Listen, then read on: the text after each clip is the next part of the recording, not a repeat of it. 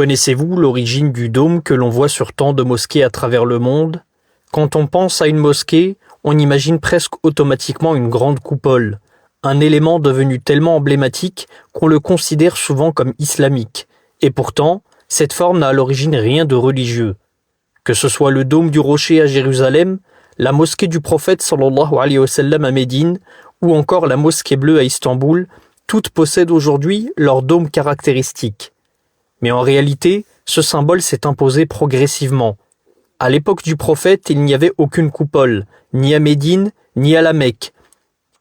La mosquée du prophète était simple, un espace en partie à ciel ouvert, quelques troncs de palmiers pour soutenir un toit, pas de minaret et encore moins de dôme.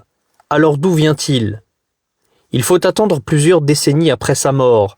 Vers l'an 691, le calife omeyyade Abd al-Malik ibn Marwan fait construire un monument unique, le dôme du rocher. Et pour cela, il s'inspire d'une architecture déjà bien connue, notamment visible dans des édifices comme la cathédrale de Sainte-Sophie. L'objectif ? Construire un bâtiment impressionnant, visible de loin, capable de rivaliser avec les grandes puissances de l'époque.